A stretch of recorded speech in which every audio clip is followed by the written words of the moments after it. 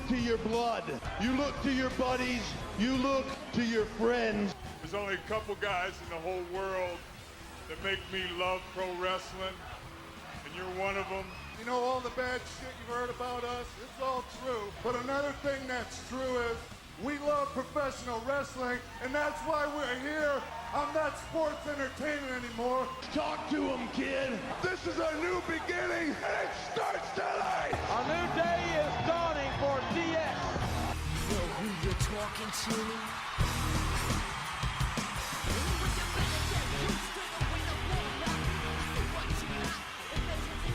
Wow. Episode 2. Yes!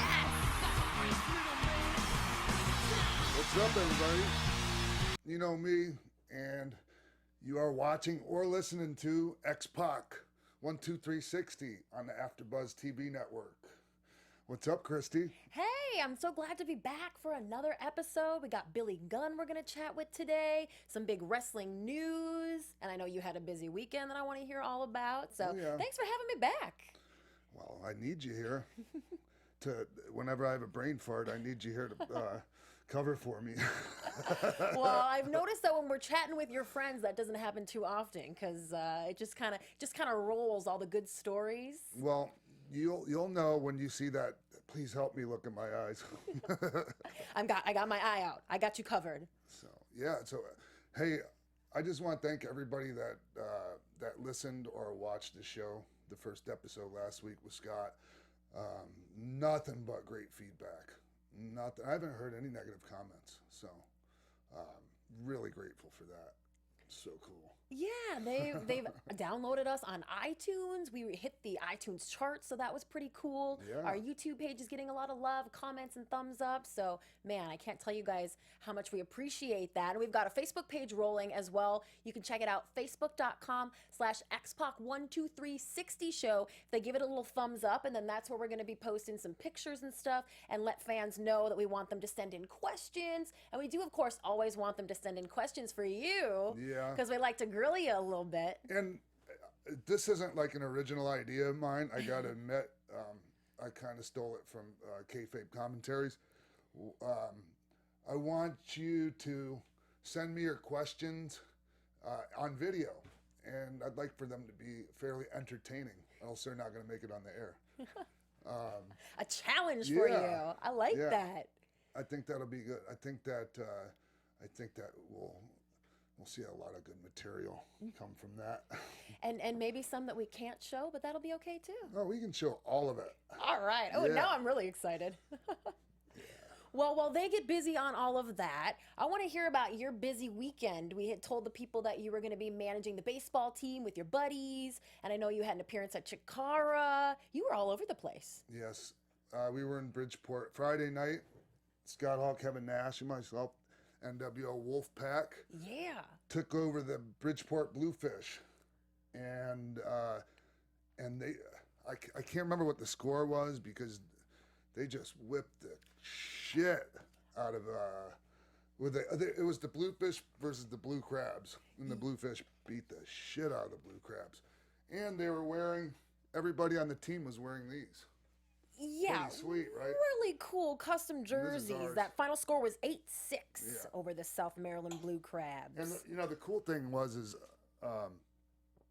Fox Sports picked it up, ESPN, WWE.com. I can't even tell you how many other sports outlets picked it up. So it got a ton of PR. Yeah, WWE had this great headline that I kind of thought, well, of course. Oh, no, I'm sorry. This is from ESPN.com.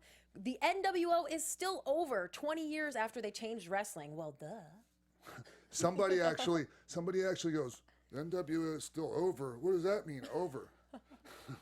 You guys are over. I mean, it means popular. Yes. It means we're still popular. The people still love us. Well, see, we can appeal even to the casual fan. They're going to learn something. So, no, that was great. We had a great time. And the next day, I traded in my NWO jersey for the one I'm wearing right now. Oh.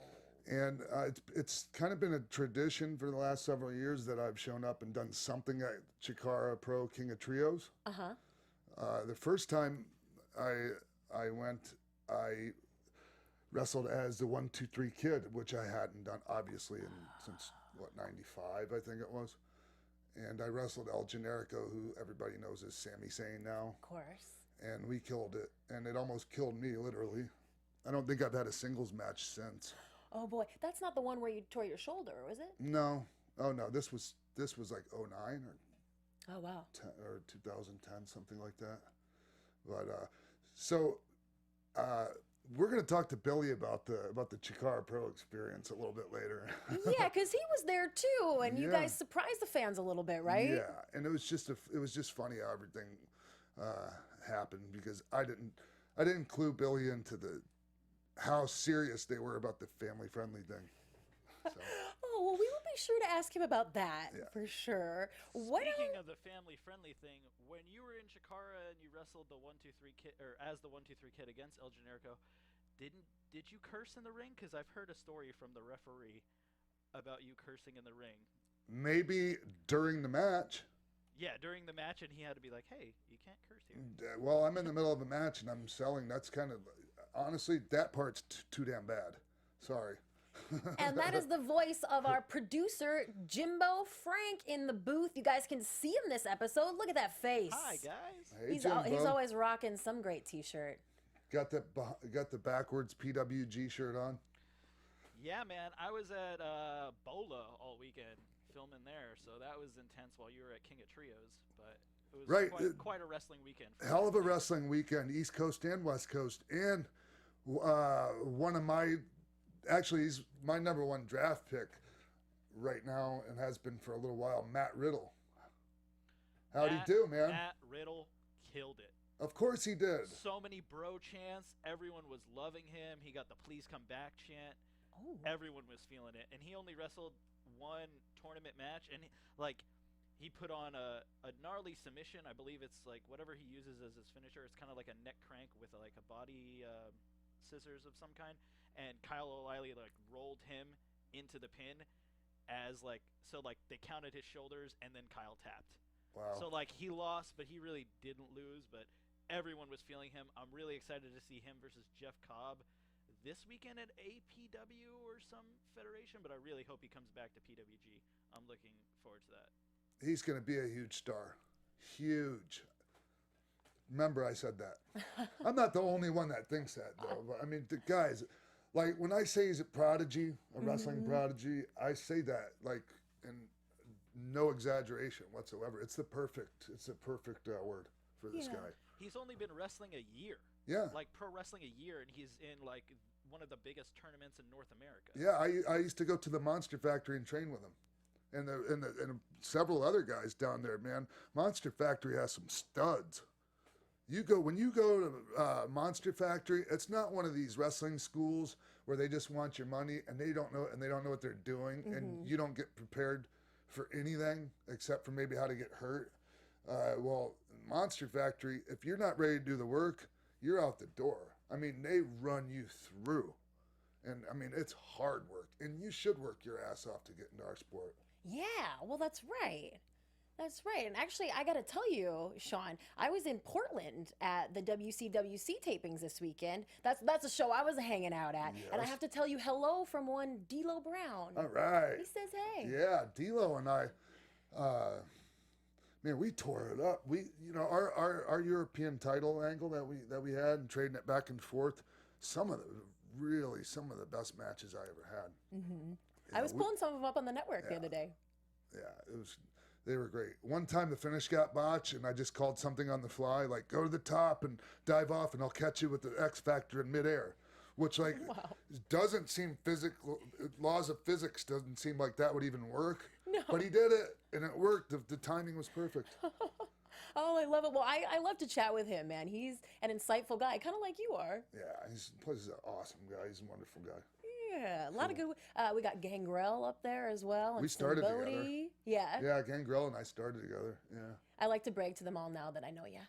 Oh, cool. Well, if you guys don't mind, there are some juicy pro wrestling headlines out in the news today. Should we roll into them? Sure. Let's do it. Let's get into this.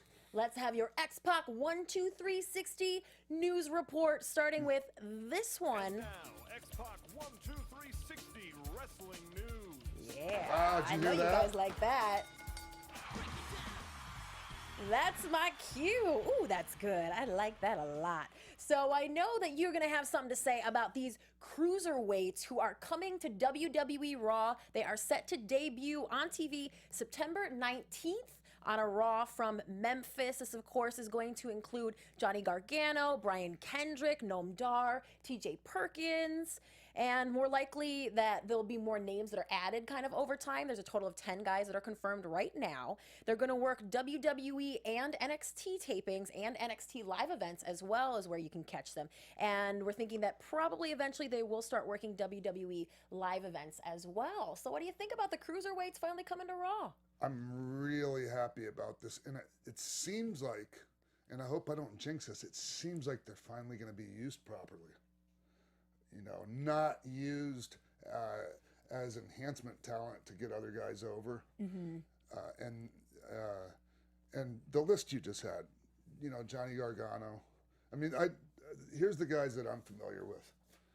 Nothing against the other guys. It's just, you know, I've known Brian Kendrick and TJ Perkins. TJ Perkins, I knew when he very first started coming out of the New Japan Dojo. And that kid does not, what a hard, because he was the smallest guy. Mm-hmm. And, you know, he had such a hard time because we would do jiu-jitsu and roll on the mat and all that. And that was part of how you did things in New Japan Dojo. You know, you learned kickboxing, jiu-jitsu, all that. That's so cool. It was so tough for TJ because he gave away so much weight to everybody, even me.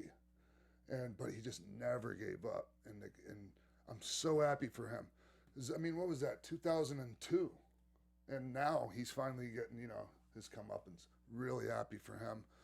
Brian Kendrick, you know, obviously everybody remembers him from, you know, his first run in Of course. WWE. You know, him and Paul London were a hell of a tag team.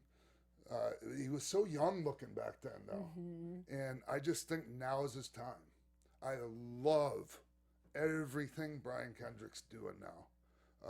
I love the persona, the way he's projecting himself, the look.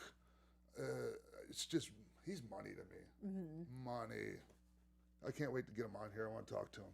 Oh, yeah. I'll start getting my questions ready. Yeah. And Noam Dar. I was in Scotland with Noam Dar. Mm-hmm. Oh, recently, yeah, right? Fantastic. Yeah. Yes. Fantastic. He works a lot with ICW, Mm-hmm. you know, the Scotland promotion. Yeah. Yeah, so, and I think he's coming to work for WWE now. Oh, Yeah. it's going to be good, huh? They had a whole series of shows in the UK called Dar Wars, which was like saying goodbye, you know, to Noam Dar. Yeah. It's pretty cool. Well, hello to WWE. Yeah, Noam Dar. congratulations, all you guys. That's cool. Well, maybe congratulations also in order for this next guy, Cody Rhodes. We now know what is in store for his wrestling future, and it will entail both TNA and Ring of Honor. He's going to work both promotions. He signed deals that are non-exclusive. That's how he's going to be allowed to do both. He wanted to do this. He's looking to work with Mike Bennett in TNA, and maybe that gives his wife Brandy a little bit of an angle with Maria. She has signed on to do some dates with TNA as well. And as far as Ring of Honor goes, he will likely be going up against champion Adam Cole. That's who Cody's got his eye on. And he will work his first Ring of Honor show in December at the Final Battle pay-per-view. So one little thing about this, though, it's kind of odd. He doesn't have the right to use the Rhodes name on television. So that would apply to TNA and Ring of Honor. But he still is using the Rhodes name in the Indies. Oh, wow. I won't comment on that part, okay? But as far as everything else that you were just talking about with Cody there, I'm really happy for him.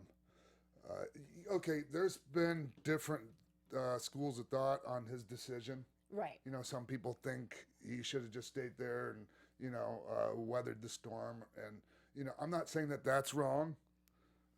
And, you know, some people are happy that, you know, and think he did the right thing.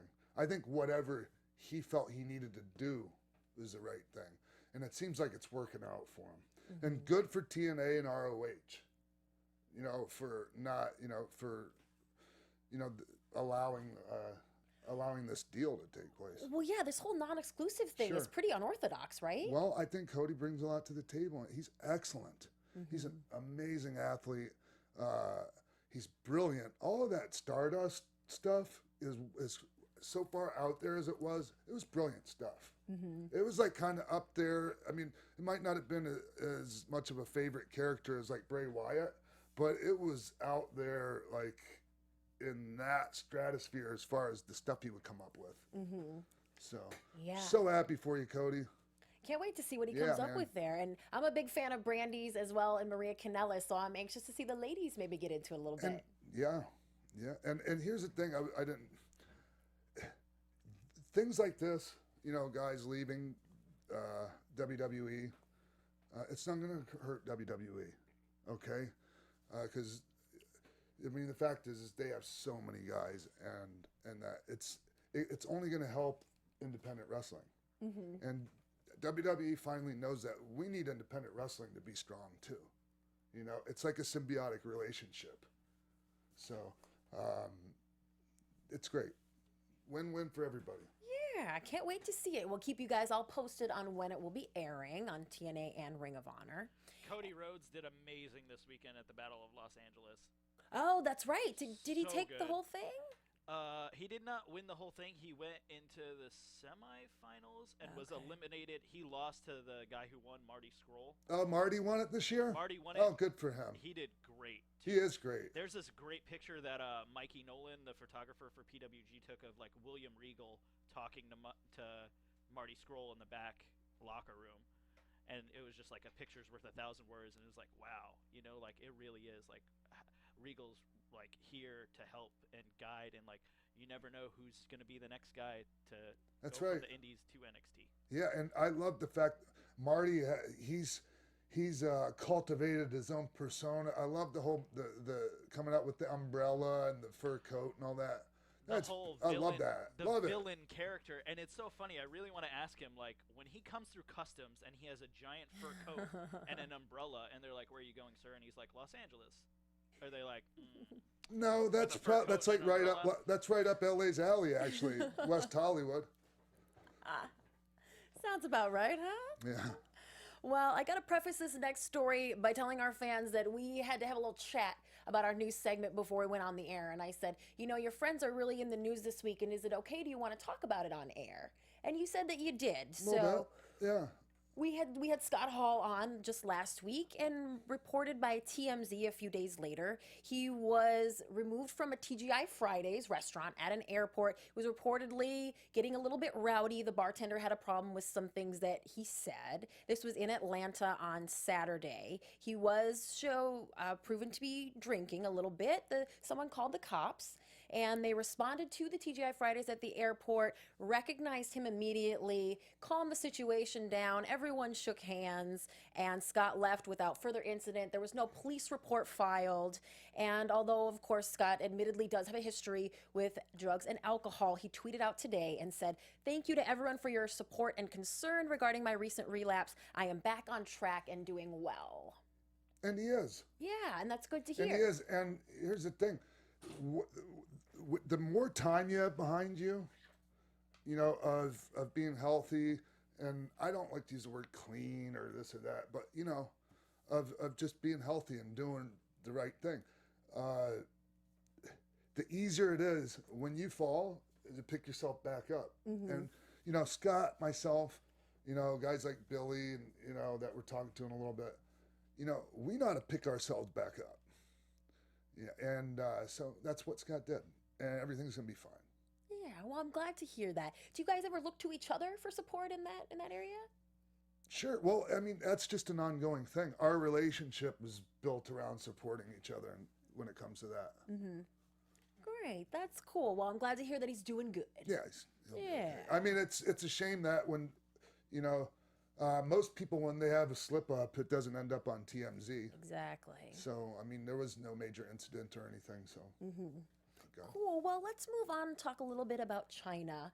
Just yesterday, Pro Wrestling Sheet reported they had talked to her mother, Jan the Q, Pardon me if I'm pronouncing that incorrectly. But she is actually asking the Redondo police to take a closer look at Chyna's death. She doesn't believe that Chyna's manager, Anthony Ansaldo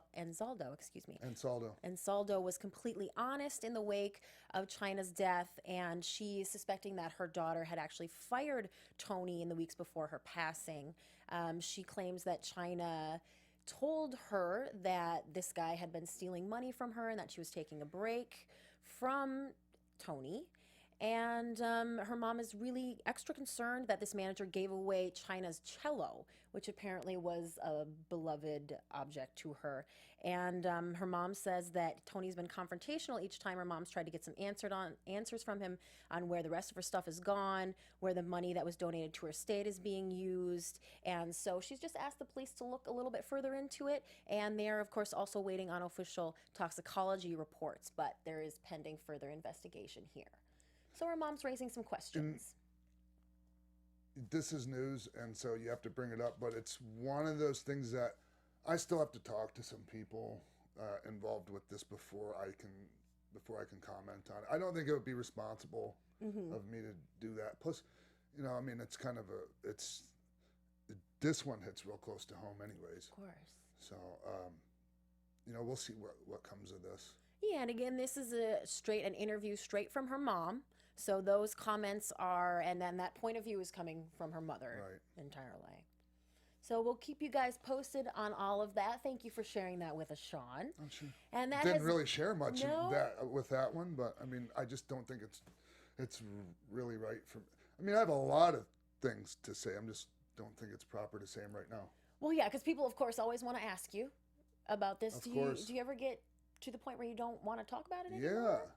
Yeah. When we were at the baseball in Bridgeport, and all the press was lined up with the cameras and everything, and they were all firing questions at us. Like one guy brought it up and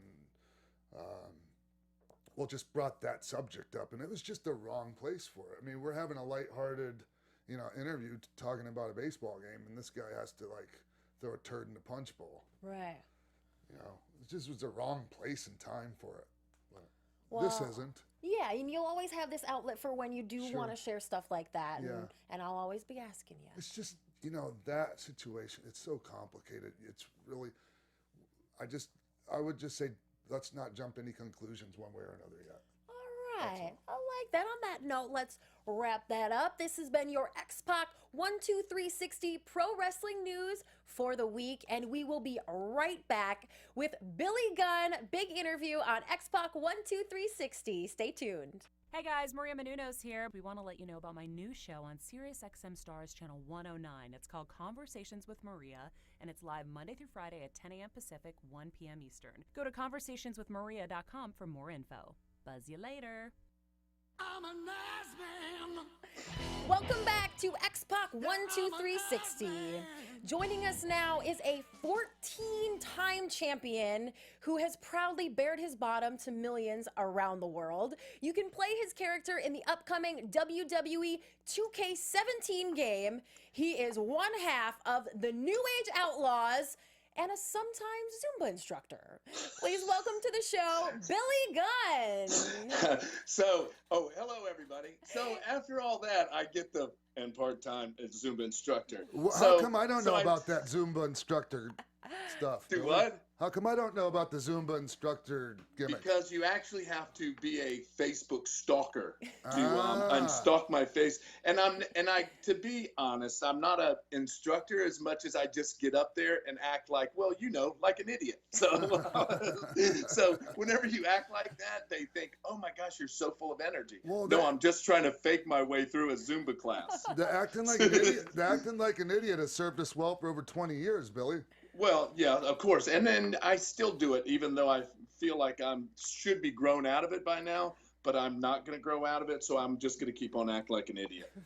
Before we came on, Christy, we were going over some notes and that production stuff, and she was like, so when's the last time you talked to Billy? Must have been a while, huh?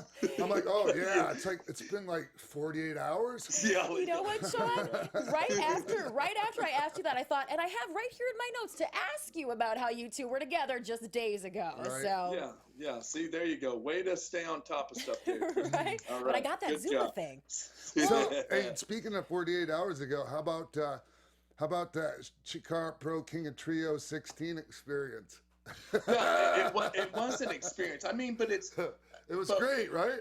Yeah. So when you go to those, and as much as me and you have seen, I mean, we've pretty much seen it all.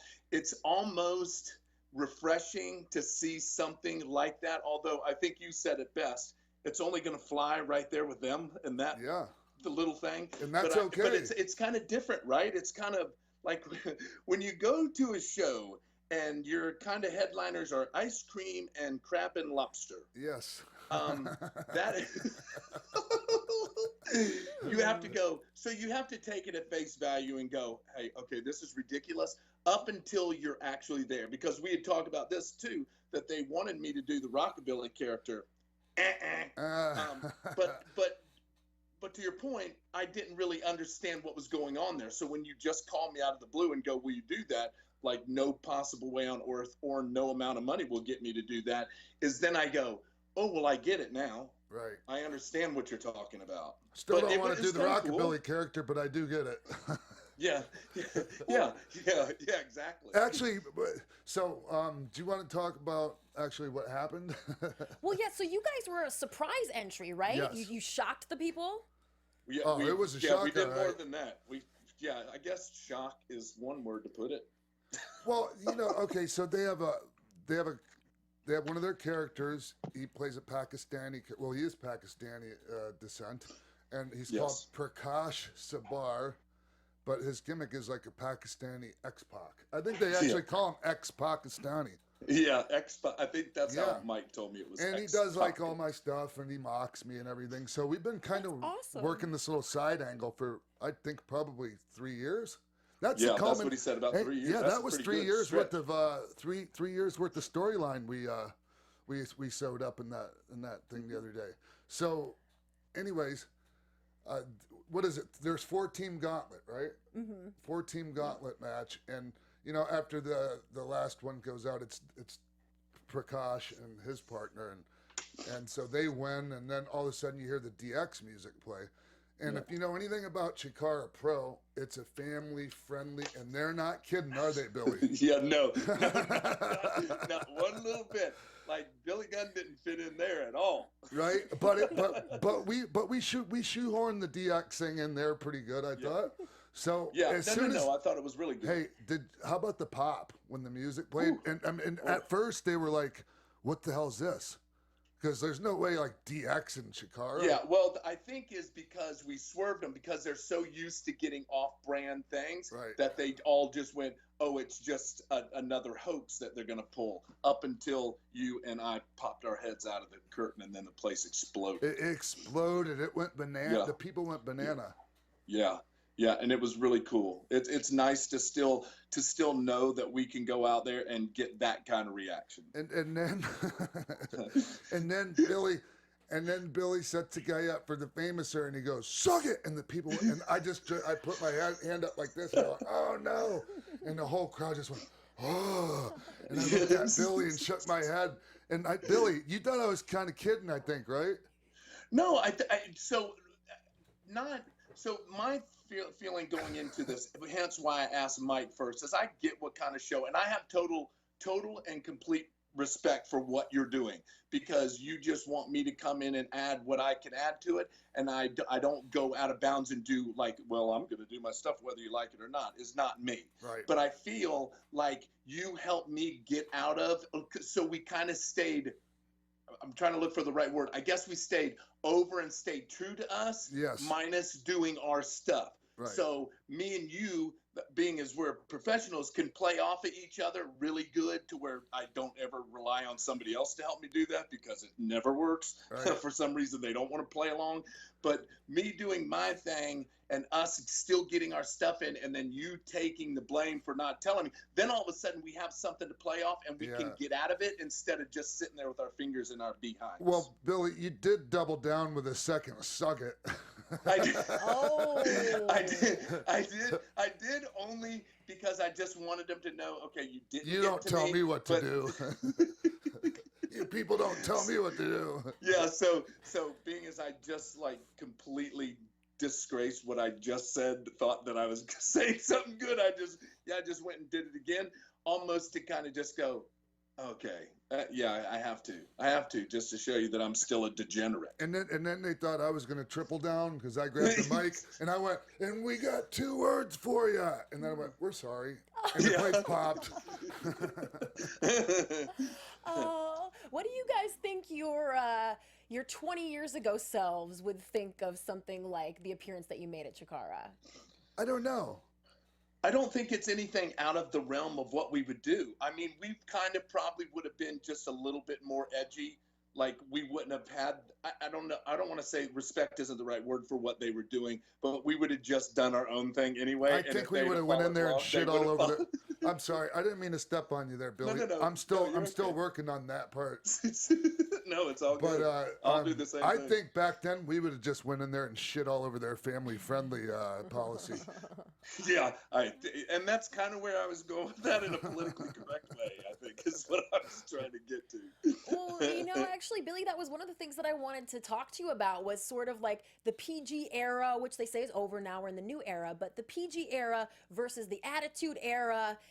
Could something like the PG era ever be as good as the Attitude Era? What do you think? I think it's just different. I mean, this is a question you get all the time, that it'll never be the Attitude Era ever again. I just feel that was a special 3 to 4 years, like even if it was even that long, but it was just such a special time that there wasn't anything that wrestling was so ridiculously hot that there was nothing we couldn't do that wasn't right. Like they bid on everything. And the thing is everybody from start to finish, like from top to bottom, had a story or was over. Like everybody was over. Like of course you still have your level of who's really over, Austin being the king of that deal. But it's just not going to be the same. It just isn't. From the fans, like it was funny because me and my wife a couple months ago watched some Attitude Era stuff. And the thing, it wasn't the wrestling part, it was the fans we were watching of how insanely insane they were compared to now. And they still make noise and still do stuff, but the fans back then were just crazy. Speaking of the Attitude Era and moments that really like raise the bar or change things, you and the New Age Outlaws pushing Chainsaw Charlie and Cactus Jack in the dumpster off the Raw stage. How did that come about, and like how do you rehearse that or practice that?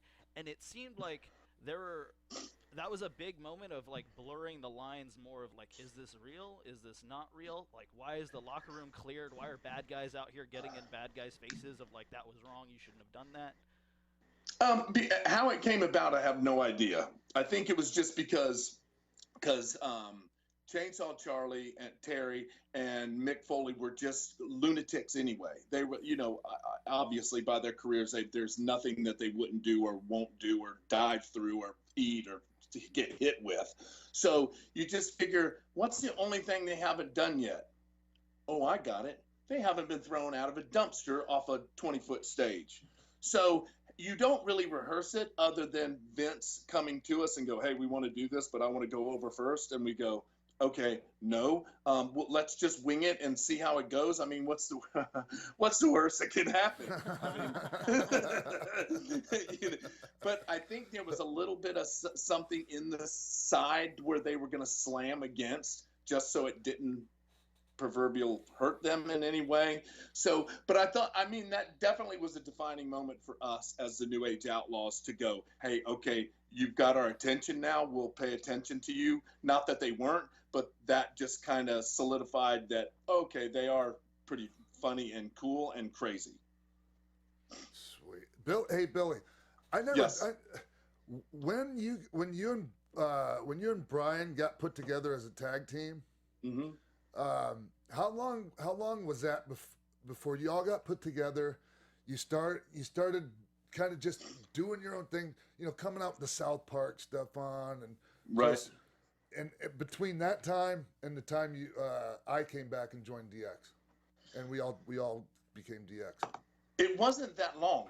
I mean, literally, when they put me and Brian together, we had one match against the Bariquas, and it was like we just, even me and Brian looked at each other afterwards and went, I can't believe we just did that. It was like kind of a magic thing, and I still to this day can't really explain why me and him clicked so well together, and it's I can't put my finger on it. It's just because me and him are so totally opposite. And I don't mean that in a bad way. I just mean we're just really opposite. If you had an odd couple, we were odd couple times 100. Well, that was the magic. Yes. So but when we were together and did things, we just fed off of each other because we were just so into trying to make each other laugh and going, because face it, when they put us together, that was it. It was like, hey, we're going to put you together. You guys do your thing for a little while until we fire you. So whenever they gave, and people don't realize that my personal feelings is that Brian is probably one of the top 5 talkers in the world. Because he's so, like, he literally he doesn't have anything to say until he goes through a curtain. Because he told it to me every night. He goes, gosh, I'm so nervous. I don't have a thing to say. But every time we went through the curtain, he would just spit stuff, just ridiculous, just on and on, up until the point we did our stuff.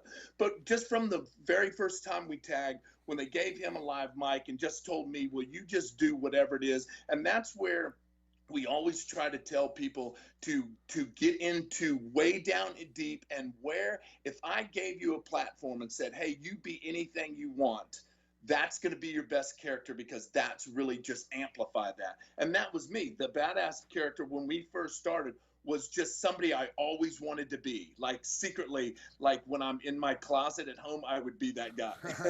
Closet. And then they told me, oh no, I'm going to give you a stage, and I want you to take that guy out of the closet and put him on stage. And that's when, and then just me and Brian just doing our thing. They went literally after the second or third time, they went, we might have us a little something here. Yeah, and y'all traveled together. Yes. All the time, and just the fact that and we all traveled together on as much as we could, and right. did stuff outside of work, after the shows and all that. And I mean, and that, but man, what an amazing time! It was so like I have to go, and the good thing for the WWE Network, which is $9.99 by the way. There's my plug. Nice. But you have to. We go back, and I go back. I don't say we. I go back and watch some of that stuff because it was so fast and we were so on the go all the time that I forgot 3/4 of the stuff we did. Yeah, and I mean it's all right there. It's yes, amazing to be able to turn on to go to the WWE Network and look at all the stuff we did. Almost our whole body of work is on there, Billy. It's amazing. Yeah. And that's the thing, is that's what I mean. You just watch the fans, or you watch like some of the craziest stuff. Me and you were just talking about this. I just went on Facebook a little while ago before a phone call and watched that the skit stuff that we did with Austin, where he like dropped the ceiling on you. Yeah. He caught me in a snare trap. He caught Brian in a bear trap.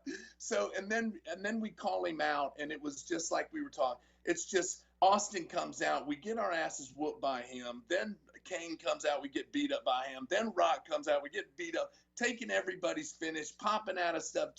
And that's pretty much, that's what I feel made us more than anything, is we weren't scared to just get beat up. Exactly. And to your point, we just come back and still have just as much heat the next day. Absolutely. I can only imagine how the memories come flooding back when you guys turn on the network. I'm wondering if you've taken another look at, Billy, your first tag team title win, which was actually against the 1, 2, 3 Kid and Bobby Holly. What do you guys remember about that match? You want me to tell you what I remember about it?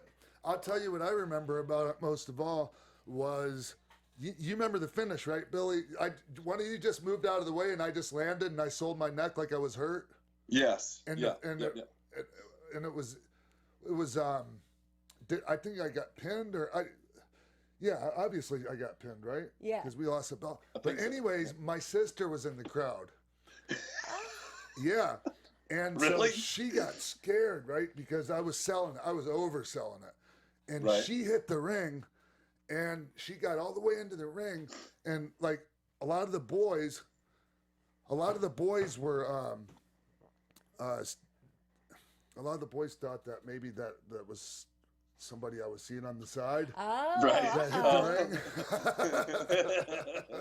Oh, but it was your sister coming to It was check my up on sister. you. She was Yeah. really hot. Yeah. Oh, But anyway, that's sorry, awesome. Billy. What are your memories of that? It really. It was in Manatee, remember? It was like, right, it was like we had the belts for a day, and then we dropped Yeah. them Oh, to you that's the next right. day. Because we did them like you won them, and then we won them right back won them the next day. Right? Yes. Yeah, and the only thing I really remember out of that is remember when Bob used to would slam me and I would put my foot up and how you take that. He would take that bump so hard when he hit my boots and just bump. He did it so hard he knocks himself out every time, and that's what I remember him hitting and rolling over and him laying there going, Right. what is he doing? But that's what I remember about that, and it's it's a championship, and you cherish every one of those. Not that I Even remember after every single one. 14, do you think you had the tag titles enough, Billy? 14? Christ almighty. Well, 11 times with the tags, and then the Intercontinental and the Hardcore, and then I don't know, something else. King of the Ring. Oh yeah, King of the Ring. Who'd you beat for King of the Ring? Yeah, who was that again? Who's that, Jay Brown? I think it's when I hit Kid twice with my finish because he didn't want to get beat the first time. Right. he politicked himself out of the first one. Well, I'll take your word for it. I don't remember. King of the Ring used to really mean something in WWE, and winning that was really a career boost. It's kind of fallen off a little bit. What do you guys think about that?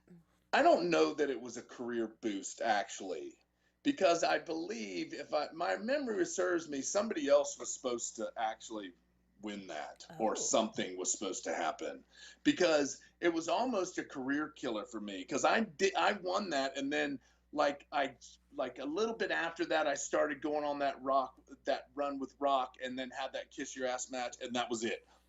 Nobody didn't even when they do special reruns and videotapes of Kings of the Ring, I think they leave 99 out for some reason.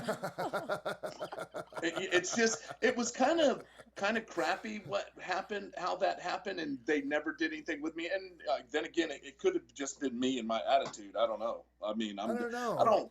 I don't look back on that and dwell on anything in the future of what could have been, or and whine about, I should have been champ and all this. Hey, I had an awesome career. I worked with some of the greatest people that will go down in history. So I don't complain about anything. Billy and I, didn't we start on the same day down there or in WWE? No, you were there before me. I don't think so, because the first day you did the thing with Razor, and then right before I got there, the money thing. But we had our tryouts on the same day in Phoenix, Arizona. Yes. Because we rode we together. did. It was like Ronnie and Donnie Harris and you and Bart, and I think I got squeezed in the bitch seat. Because I couldn't rent a car. Of course. I was just happy. Somebody could have thrown me in their trunk as long as I made it to the show. Yeah, back then you just were please, can I just ride with you? Did you guys go into that tryout feeling like this is my big shot? Here we go. Stardom, get ready. Yes. I don't know how you guys felt, but I never thought I would make it. I never thought I would even get a tryout, Vince. So the thing for me and that whole thing is we were so, me and Bart were so green and so what's the word? Ignorant, I guess would be it. Ignorant to the business, that we didn't know anything. So we got a tryout. I mean, yeah, mind you, yes, we were extremely happy, but it wasn't we were thinking, hey, we're never going to get one or none of that, because we really didn't know anything about the business. Because I didn't for sure because I never grew up watching it or doing anything with it. Like the day I started in the ring was the first day Ron and Don beat me up for like 3 hours is like the first time I ever got introduced to wrestling, other than kind of spot watching it here and there going, oh, that stuff's ridiculous. Yeah, I was that guy that everybody hates now that says all that stuff. But that was just me being me at the time, kind of being ignorant to something I know nothing about. So it's easier for us as men to go, well, that stuff's like ridiculous. Why would I ever do it? You cut it down because you know nothing about it. Now I eat, live, and breathe it because I love it. It's been awesome to me, and it's so much fun. But when we got there, I literally, and they watched us work. We went in the office, and this is when Vince would still kind of like talk to you when you're getting hired. Me and Bart went in there, and Vince said, hey, we liked what we saw. We'd like to bring you in. And we went, well, I said to Vince, I said, well, Vince, I have a job during the week. Can I just do this on the weekend? No way. Yeah. So he laughed at me, and then goes, no, I think you'll be all right. So that was my first experience. And that was just because I've always been really athletic and loved being very physical all the time. That when I started doing this, I didn't know anything about it, but Ron and Don literally beat me up for 3 hours, and I fell in love with it. Then I couldn't get enough of it, and I still today can't get enough of it. The good thing is I still learn and try to learn and perfect my craft, because this is like one thing I've done in my life that I'm not like the best at. And that's not from lack of trying, mind you. Right. Well, hey, Billy. Yes. So tell me this. How long was it in between your bull riding career and the beginning of your wrestling career? Like about a year. Oh, okay. Because I left California because I went pro out there. So I was still doing it out there. And then when I came back here, I quit there because it just wasn't fun for me anymore. And when you're trying to, like, every weekend, like 2, 3, maybe 4 times a weekend, getting on bulls that are like 1,500 to 2,000 pounds, and you don't have that desire, like what I have every night. When I wrestle every night, I still have butterflies and get nervous, but it's a healthy nervous because it makes me stay sharp that way. Like I used to feel that way when I rode bulls, and then as soon as that went away and I was like getting on them just for the sake of getting on them, that's when you get hurt. That's when bad things happen. So I just quit. I just got off and went, this isn't for me anymore because I'm not having fun. Plus, I was really big to do it, and it was really taking a toll on me. So I came back to Florida, and literally when I came back to Florida, it was only a few months. I ran into Ron and Don. It took them about a month or 2 to talk me into going to one of the ring that they had set up. And then once they got me there, I haven't been out of it since, I don't think. How long before you and Bart hooked up? It was pretty much like probably 3 to 4 months after that, because Ron and Don were still working Memphis and that territory, Jerry Jarrett and Lawler and all them. So they weren't around enough because once I got hooked, I was hooked. And now, once I get my mind set on something, I've got to do it all the time. I'm just really ADD about that because it was something I really liked. And I didn't really know that much about it. So now I'm trying to soak up as much as I can. And then that's when we went to Eddie Mansfield, and I went to a school that nobody ever went to except for Bart. And then me and him, and then I know just the name makes you laugh, doesn't it? So then me and Bart hooked up and started just beating each other up. Wow. And I just remember when you guys came in, y'all had a plethora of double team tag moves. Holy crap. And I think I took every one of them. Well, because that was our mentality. Yeah. Hey, we were tag team guys, so we have to do a bunch of stuff together. And then one of the greatest tag teams of all time, New Age Outlaws, and you guys don't do any double team tag moves. Not a one. We never. We didn't do. Other What's than up with that? him tagging me or me tagging him and us changing places was about the only tag move we had. To be fair, your finisher was a spike pile driver that involved both of you. Okay. Well, that didn't last long though. We only did that maybe. That was when they won. Times. Yeah. But it was that, but we didn't have that very long because we weren't very good at it. Billy, there's something I've been wanting to ask you, and might as well do it in public. Going back to the why hold back, right? kids? Well, going back, I'm putting you on the spot. Going back, and I know you'll be honest with me. Going back to those when we first started, please tell me who shaved my eyebrows. Come on, Kurt's gone. So I think the secret can be let out. The cat can be let out of the bag now. All right, so we're gonna let the cat out of the bag here on your podcast, or is that what this is? A podcast, right? Or is it a video? Podcast. Okay, so I feel that this is the time and place, and I'm not by any means disrespecting him, but Kurt did it. Of course, I just had to hear that. But oh my God, was he not the best though? Is that he was such a master at stuff that he literally did it, looked at us and goes, "Hey, I'm gonna put this on you, and you guys take it, okay?" Oh my God. Okay. And And for some reason we went, okay, I don't know what we're doing, because we were still new even to the rib part of this stuff. So as soon as Kurt smelled blood in the water, you know how he was. Jesus, that it was it, odd. buddy. Oh my God, I'm surprised you and Bart didn't beat the living shit out of me. Well, did you do anything to retaliate? Yeah, but it was all. But we figured it's all in fun. So we of course everybody on the planet Earth trying to get your thinks that we're the ones that shaved your eyebrows. So even you, and it was all convinced that you did it, because I'm sure we gave you no signs thinking that we didn't do it. So whenever you glued our hats to our head, that's just payback. You can't get mad about on that. their way to the ring. I remember that one. That was a good revenge. My eyebrows never really truly grew back, Billy. Oh, I know. It was so bad, and I felt bad. I swear That's I great, did. though. But it was Kurt Henning that told us not to say anything. Right. How at the time, what were you supposed to do? Wow. I've been dying to actually find out the whole story on that. I can't believe it's never come out. Well, I mean, I got to give Billy credit, man. He's kept it under wraps. Yeah, it's and yeah, that's probably been the longest. Billy is no stooge.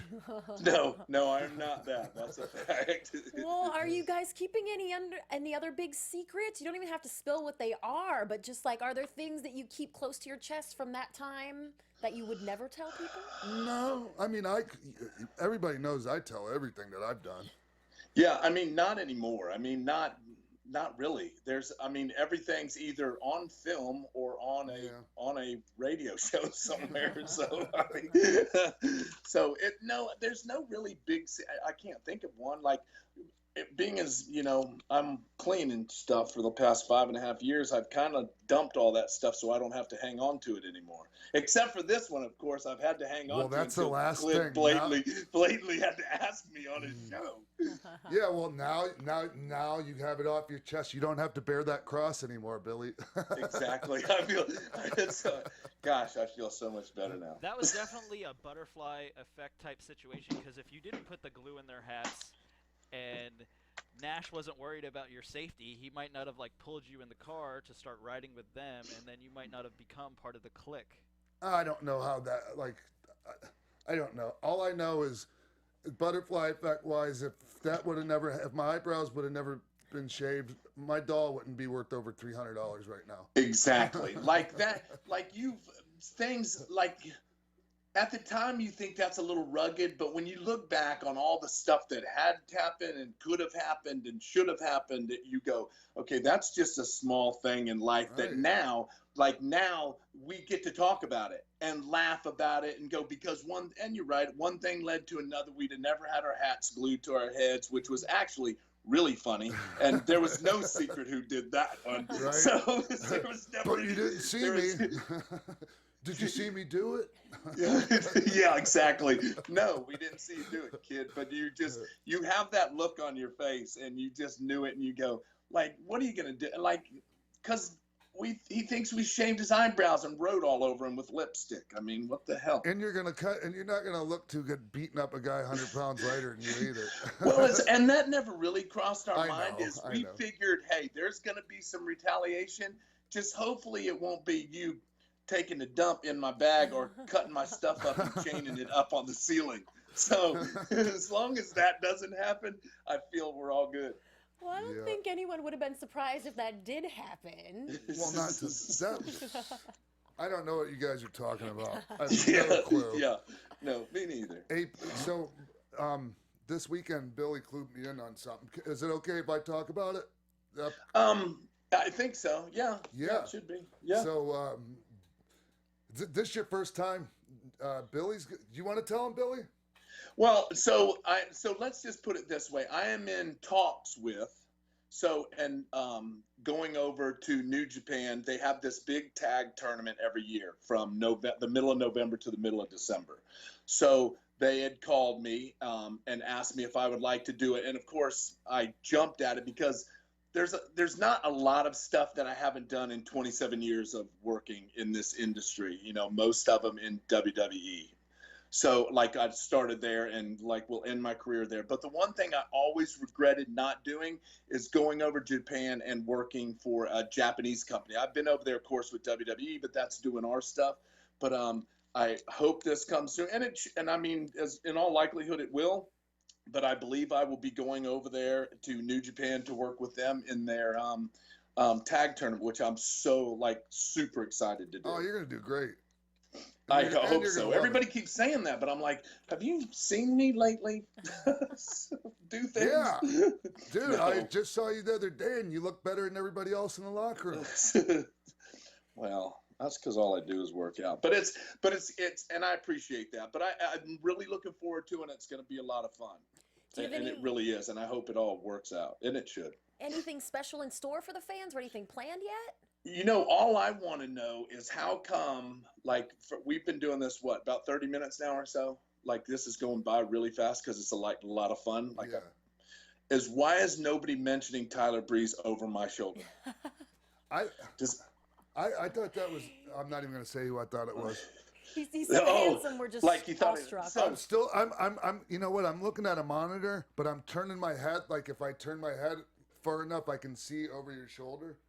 A knucklehead, and so what is that? A cardboard cutout then? Yes, it's a life size. Well, it's not life size because it's kind of tall. It's way taller than he is. So, but dare I ask what you're doing with that? Yes, you can. That's why I'm wondering why somebody hasn't gone, hey, is that Tyler Breeze cutout over your shoulder? And yes, it is. So there was this thing going on when Tyler was at the Performance Center. His picture was everywhere, literally everywhere. And I don't know what the joke was or anything, but finally I was over it. I was over seeing his face all over the place. So then all of a sudden there is, those, what are they? Magnets or stickers that you can put on your car and stuff for your business. Sure. Okay. There's a Tyler Breeze big side stuck on the side of my truck, of him laying down, and I didn't put it over, of course, because that's me, but thought it was the funniest thing I've ever seen. Then all of a sudden, I go home and I opened the tailgate of my truck, and this cutout of Tyler Breeze is in my truck again, because now they realize, okay, they got me. So, because now I'm starting to sell everything. So I propped him up in my house just so everybody, and it's been here for literally, I swear, over a year now. It's been here for over a year, over a year and a half probably, but it's just something I keep in here because he's an awesome kid and he's a good dude, and I just can't find the heart to actually throw it away. He came originally out of Lance Storm's school, and Lance does a really good job of getting guys ready, that's for sure. Yes, he does. Amazing. So hence Tyler Breeze will stay in my office. Yeah, well, talking about NXT a little bit, you got your Tough Enough shirt on. I'm wondering. Oh yeah. Oh, you saw that though, right? That we noticed. That we noticed.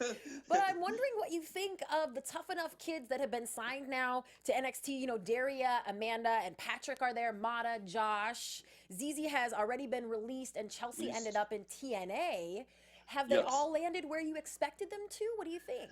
I think they have. I think the ones that are there, the ones that are at WWE are, and I really think Chelsea should have went there. I do think that she's talented enough to go there. She's just a little green like everybody else. Daria, I absolutely love her. She's awesome human being. So is Amanda, and then Sarah Lee's there too. Sarah Lee is Sarah Lee. But I think Mata and Josh and those guys were so big, and Patrick has such a good head on his shoulders for being so young that I think that they'll actually do something if they can keep themselves together and keep their head on straight, that they'll all be fine. And yeah, I think they all ended up pretty much where I thought they would be. What about the big guy, the Yeti? Josh. Yeah. That's Josh. I mean, I think he had a rough going there for a little while because sometimes we have to understand that they don't really understand what the business is. Yeah. So whenever he did that tweet out of he just said, hey, I was just trying to get heat. Yeah. Okay, well, you're just in the business 2 weeks. Don't do that. But that's just ignorance. Like, I was the same way. So not that I would ever do anything like that young, but you have to look back and go, okay, let's give him a little bit of cushion here. Not too much. Slack. Let's let him know that you can't do that, but let's kind of just maybe back off and not everybody like completely throw big stones at him. But you know how it is, Billy. Whether it's those guys coming from like that Tough Enough and being brought up, and or like anything else, or like when WCW was purchased and all their guys came over. Everybody can't wait for somebody, for any little thing one of those people did. We're gonna jump all over it, You put your stuff. And you're right, but I feel then is different than now. Yeah. Now it's back then but I feel that we all had clout to do that, and I feel that some people have some clout to do what they did to him, and I'm not justifying what he did by no means because I don't know the whole story. I just know he sent out a tweet saying something about somebody, and he then called somebody a jobber. Called the social yes. outcast. Oh, social that's jobbers. right. That's right. And then you just kind of go, okay, he's just doesn't understand. So could somebody go, okay, and especially with social media, if we had social media back in the day, I don't even know. I don't even know what that would have done. Honestly, it's hard to even imagine. Yeah, it is. But I'm gonna go ahead and vote for the worst. Yeah. Well, just so, think about it, Billy. I mean, let's think about some of the things that. Never mind. Oh, yeah, man. exactly. Let's not go there. Oh, if we had a Snapchat video of you getting your eyebrows shaved, think how many I'm not hits that even would talking get. about that stuff. Yeah. That's the least of our worries. Next subject. But nowadays, now the way that everything's so corporate, everything's so professionally run, you just got to give some people some leeway. Absolutely. I feel, and not a lot. I'm just saying you got to give them a little. I mean, you still got to hold. You still got to hold them accountable for yes, their shit. yeah, but, completely. But yeah, I think that the big kid just needs to hang in there. That'll all blow over. The guy's got a lot to offer. Tons to yes, offer. and he does because he's big and he's easily coached. So that always helps too when you're easily coached. Yeah, and you're going to automatically have a bunch of people hating on you that aren't as physically and genetically. Well, of course, gifted. because 13 weeks he was here, and then he gets a $250,000 contract and a contract to the Performance Center. I mean, yeah, okay, I already hate you. Right. so now while I hate you, please do something stupid so I can just bury you. Yeah. So that's how everybody was looking at it. No, I completely get it. Don't get me wrong, I get it. But hey, it's what these kids do these days. I just thought my favorite part was when they had to swim out and get those fake alligator heads or what the hell. Well, because I remember how hard airboat and get belts and bring them back. I remember how hard it was when I went through that in wrestling school. Yeah, me too. You guys really did that in wrestling school? But I did it I stepped over alligators and jumped on a tiger's back. I jumped on 2 tigers' backs and wrestled a bear. Okay, I'm getting work now. The bear part's real. I did wrestle a bear when I was 17. Oh my God. Yeah. More on that? Yeah, Nobody let's hear else about would you do it. wrestling a bear. Nobody else would do it, Billy. And now and then I figured out why. Oh yeah. Oh, that's why you won't do it, because he damn near killed you. Yeah, it didn't have a muzzle. It was 600 pounds, and they made me actually get in the cage, and they closed the door behind me. Oh my. Yeah, it single-legged me. It wrapped its jaws around my whole torso and could kill me like that. Yeah. But, That could have been the reason why nobody was in there. But at least we don't have it on videotape. Exactly. At least there's not social media with everything going, look, and hashtag kid gets eaten by bear. or like animal cruelty towards bears. Something like that, right? I'm getting my ass kicked by a bear, and it's animal cruelty towards a bear. Yeah. Well, I don't know if you're kidding about this, so I'm going to skip the I'm follow-up serious question. about the bear. Well, how did that happen, and why? Oh, we can talk about that later. All right, don't think I'm going to forget about it, because I didn't forget that, Billy, you said a few minutes ago, you're talking about WWE, and you said that likely your career will end there. Does that mean that you think you're going back sometime soon? Well, I don't know about Absolutely. that. So, but even when I do, like, I can't help but, because literally I started with WWE, I got fired once and came back, got fired, came back, so now I'm fired again. So if you're asking me would I like to, yeah, I would love to, because I love to coach. And I love being at the Performance Center. It's probably it is the most state-of-the-art building ever. But besides that, you get to handle and deal with a lot of different personalities, which sometimes can be trying, but it's very gratifying, especially when you see all the guys that are up, all the new guys. I worked with some. I'm not saying I was the one that got them there. I'm saying when you have a hand in that and seeing them debut and do stuff up there, it totally is so gratifying that I really can't even put words to it, because it's so cool. It's like seeing your kids do something for the first time. I got two boys that have, like, I'm so emotional nowadays. Every time they do something, it makes me cry, and they're 24 and 22. But just watching guys debut that have worked so hard, because they work hard when they're in there. Some of them do, and then some of them you just got to jump on a little bit. But it's so gratifying. Would I go back? Yeah, I'd go back in a minute if I was asked to. I just don't know where things are at now. That's all. Well, I'm pretty sure the day is going to come when that'll happen. I guarantee it, Billy. I guarantee it.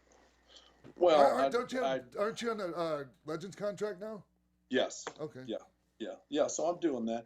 So I just feel I'm a WWE guy. Even when I'm out doing independent stuff and people ask me, even when I do seminars and everything, it's all coached WWE way, because that's the only way I've ever known.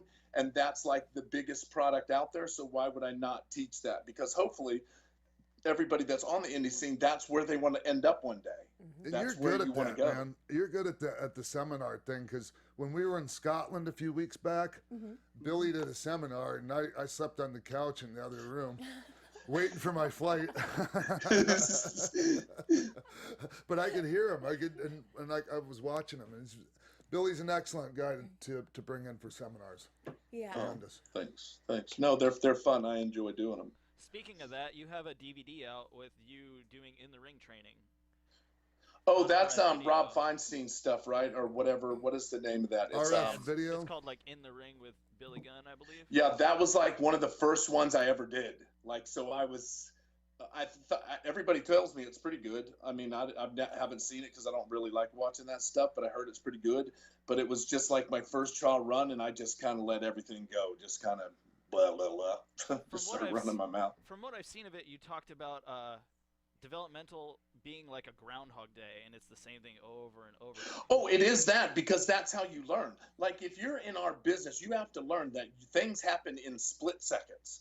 Like, and all it takes is for one of those to get away from you, and it's over. It's done. It's like that moment's gone by. You're never going to regain it again. So yeah, it's the same stuff over and over, but sometimes you have to do that. I didn't mean that in a negative way as much as these guys think that, oh, just because I learned a top wrist lock, I can go on to the next thing. No, you have to get it and be able to get it from every angle at any time that I tell you to get it.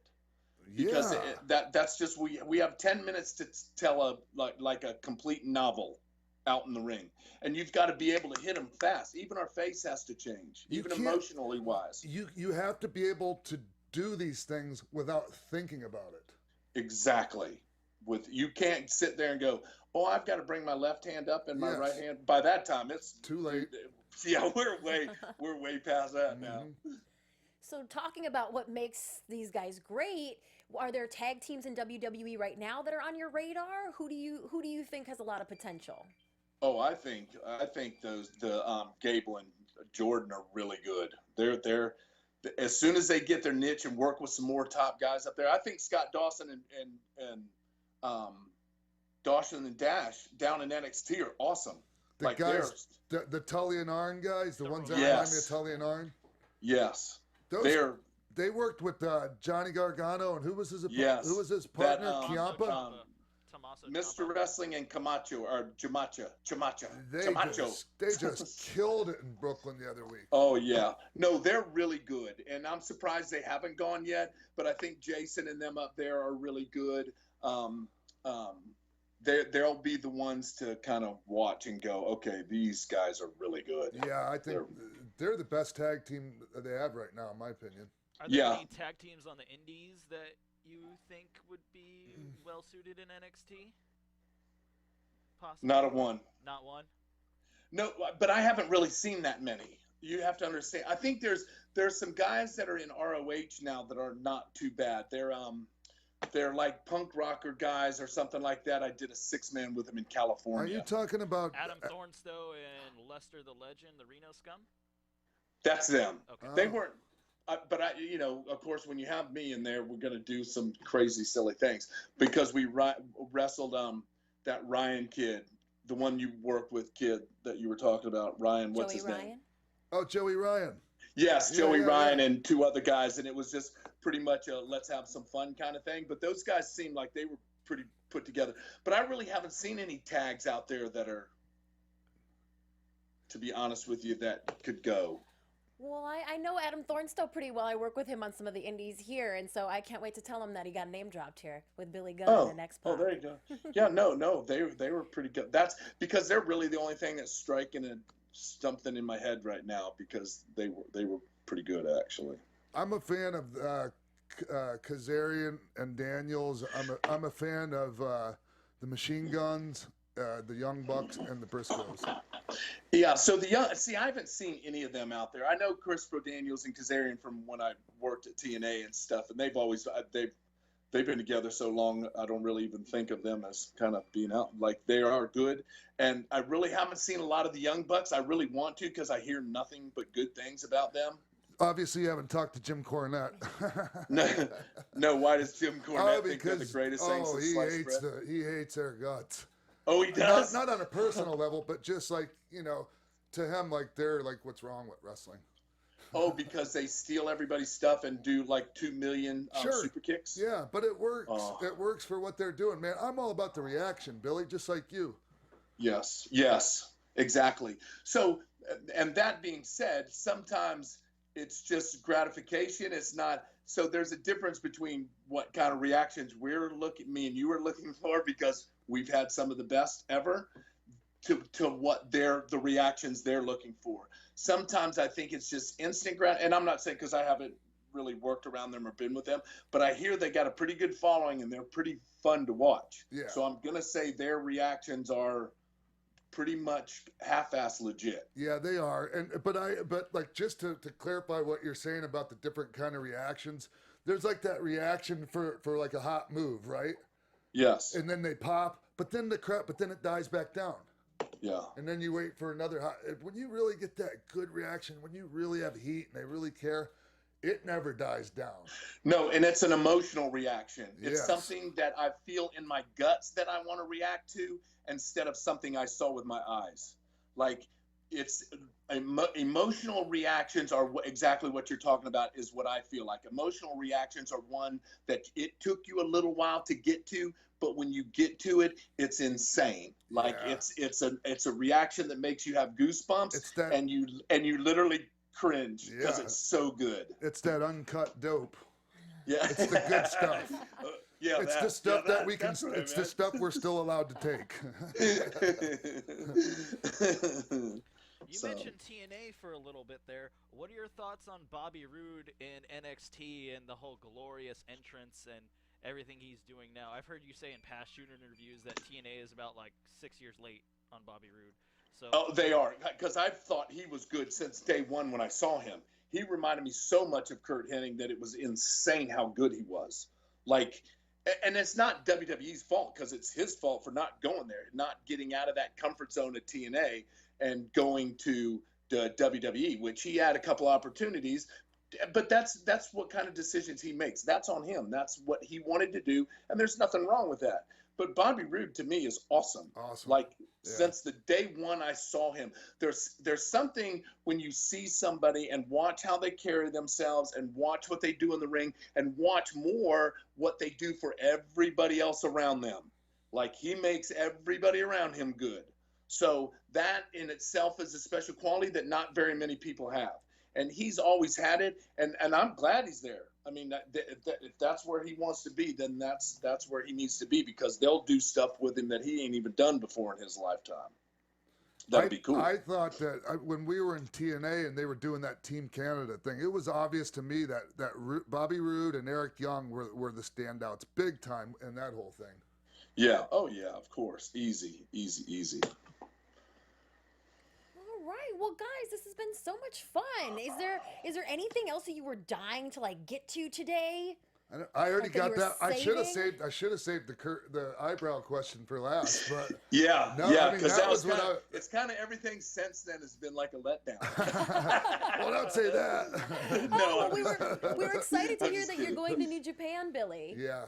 So keep us posted on all that. Do you have a tag partner for this tournament that you're headed to? I do, but I'm not sure if I don't know if I should really say it yet, because just in case. Like, they told me somebody, I don't know, because I don't want to know until I actually go there, actually. But it'll be one of their guys. It'll be one of their guys that they're... It's not going to be the Tyler Breeze over your shoulder? No, because he stays here. He's not allowed to travel anymore. I make myself laugh. Hey, It's Billy. all right. Billy, thanks Yes. a lot, man. I really appreciate you coming on.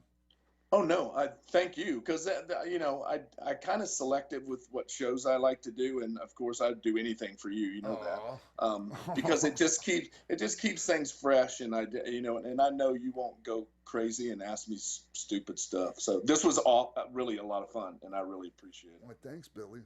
Give Mama my best. Tell her I love her. I will. Yeah, I will for cool sure. to hang out with you. Yeah, thanks for having me. This was really good. That's what I mean. It doesn't even feel like we've been on here that long. It just get to, yeah. But me and Kid have a lot of history, so it's kind of easy for us just to chat and kind of, because we're comfortable with each other. So I feel like it makes these personable, and it makes it a lot of fun. Yeah. Love you, man. I love you too, buddy. All right.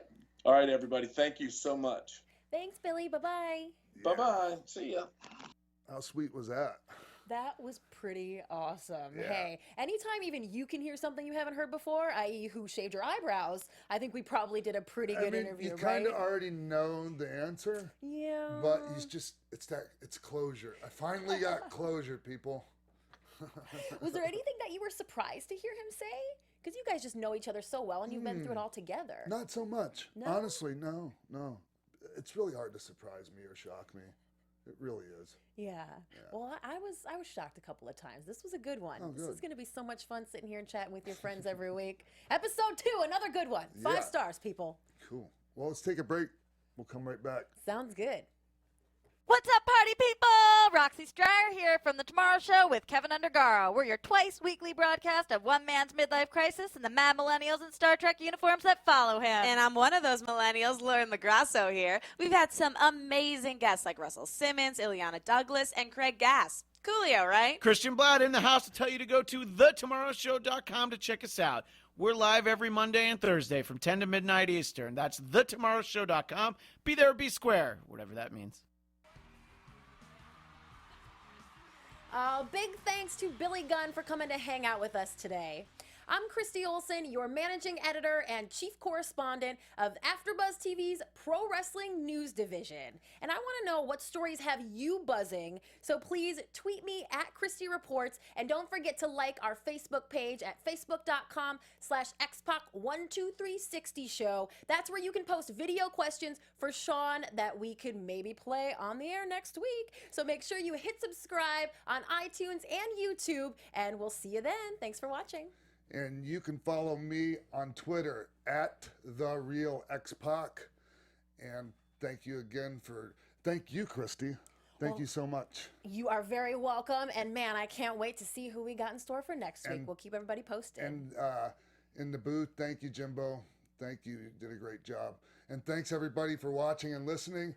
And we'll see you next week on X-Pac 12360 on AfterBuzz TV Network.